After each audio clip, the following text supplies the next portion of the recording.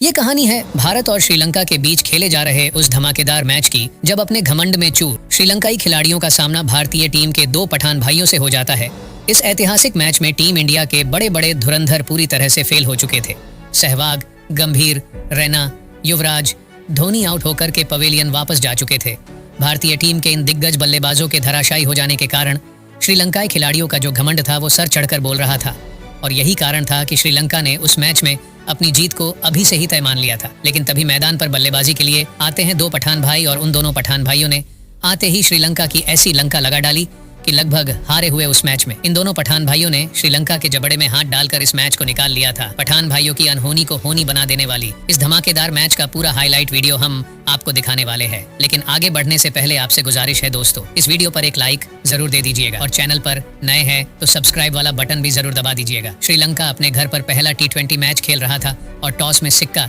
श्रीलंका के पक्ष में गिरता है, और श्रीलंकाई कप्तान दिलशान ने टॉस जीतकर पहले बल्लेबाजी करने का फैसला किया। अब श्रीलंका का ये जो फैसला था वह धोनी को भी रास आया, क्योंकि धोनी का भी यही प्लान था कि अगर वो टॉस जीते तो पहले गेंदबाजी करते, फिर शुरू होती है श्रीलंका की बल्लेबाजी, जहां सनत जयसूर्या के साथ दिलशान श्रीलंका की पारी की शुरुआत करने मैदान पर उतरते हैं। वहीं भारत की तरफ से पहला ओवर डालने का जिम्मा जहीर खान को दिया जाता है। जहीर के पहले ओवर की पहली गेंद, जहां जहीर ने जोरदार अपील करी, पर अंपायर इस अपील को सिरे से नकार देते हैं। हालांकि ओवर की आखिरी गेंद पर दिलशान ने गेंद को हवा में उठाकर मारा, लेकिन फील्डर इरफान पठान जिनसे एक आसान सा कैच ड्रॉप हो जाता है, और टीम इंडिया को पहली सफलता हाथ लगते लगते रह जाती है। अब दिलशान को यह जीवन दान टीम इंडिया पर कितना भारी पड़ने वाला था, इस बात को दिलशान ने अगली ही गेंद को सीमा रेखा के बाहर भेज बता भी दिया था। और फिर अगले ओवर की शुरुआत भी दिलशाद ने जहीर खान को एक चौका लगाते हुए करी। वहीं दूसरे छोर से जयसूर्या ने भी एक चौका और फिर बैक टू बैक दो छक्के लगाकर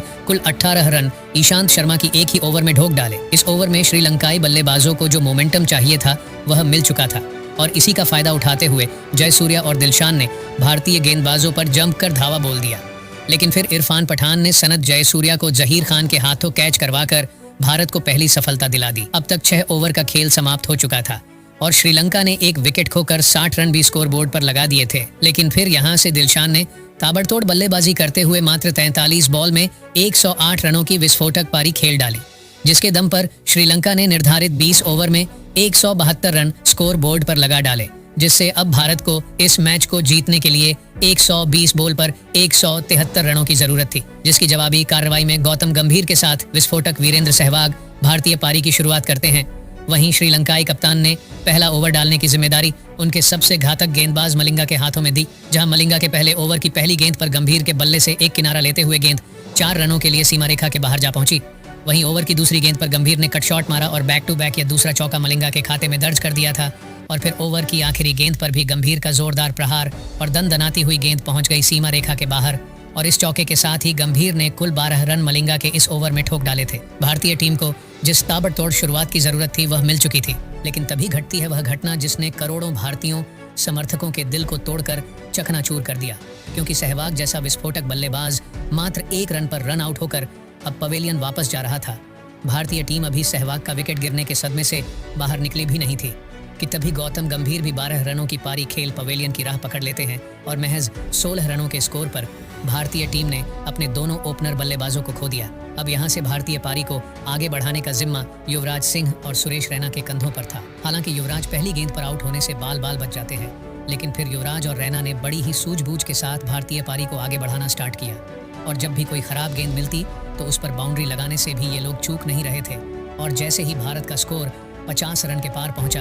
युवराज ने श्रीलंकाई खिलाड़ियों को अपने बाजुओं की ताकत का प्रदर्शन दिखाना भी शुरू कर दिया था, और इस काम में सुरेश रैना ने भी युवराज के साथ कंधे से कंधा मिलाकर उनका साथ दिए जा रहे थे, जिससे 8 ओवर में ही भारत का स्कोर 81 रनों तक जा पहुंचा था। लेकिन तभी पारी के 9वें ओवर की पहली गेंद पर ही युवराज 20 बॉल में 32 रन बनाकर आउट हो जाते हैं। तब मैदान पर बल्लेबाजी के लिए खुद भारतीय कप्तान महेंद्र सिंह धोनी दस्तक देते हैं, जहां दूसरे छोर पर रैना ने गेंद को हवाई सैर करवाते हुए एक गगनचुंबी छक्का मारकर धोनी का तहे दिल से स्वागत भी किया। लेकिन अगली ही गेंद पर रैना एक और छक्का मारने के प्रयास में बाउंड्री पर कैच हो जाते हैं, और 27 बॉल में 35 रन बनाकर रैना भी अब पवेलियन वापस लौट चुके थे। और रैना के आउट होते ही टीम इंडिया मानो ताश के पत्तों की तरह बिखर जाती है, क्योंकि अब है 17 बॉल में मात्र 13 रन बनाकर धोनी भी टीम को संकट में छोड़ पवेलियन वापस हो चुके थे और उसके बाद ना तो रोहित शर्मा का बल्ला चला और ना ही जडेजा का कोई जादू काम आया। पहले तो 11 बॉल में मात्र 4 रन बनाकर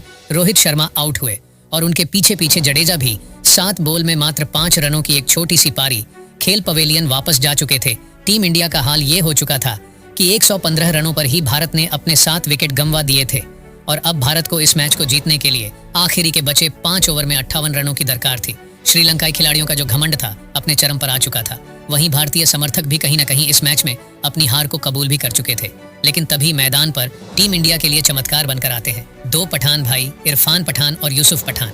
इन दोनों पठान भाइयों ने जश्न मना रहे श्रीलंकाई खिलाड़ियों को ऐसा घुमाया कि यह मैच इन दोनों पठान भाई के लिए ऐतिहासिक बन गया। जब इन पठान भाइयों ने श्रीलंकाई गेंदबाजों पर प्रहार करना शुरू किया तो मैदान में चौके छक्कों की बरसात होने लगी। यहाँ तक कि इन पठान भाइयों ने श्रीलंका की सबसे बड़ी घमंड मलिंगा को भी नहीं छोड़ा और मलिंगा की गेंदबाजी के धागे खोल डाले। एक तरफ जहां इरफान पठान ने मात्र 16 बॉल पर ताबड़तोड़ 33 रन ठोके, वहीं बड़े भाई यूसुफ पठान ने भी 10 बॉल में 22 रनों की बेहतरीन पारी खेलते हुए भारत के हारे हुए उस मैच को 4 गेंद बाकी रहते हुए इस मैच में जीत दिला दी। तो पठान भाइयों की इस विस्फोटक पारी के नाम वीडियो पर एक लाइक जरूर दीजिएगा और चैनल पर नए हो तो चैनल को सब्सक्राइब करना भी बिल्कुल मत भूलिएगा।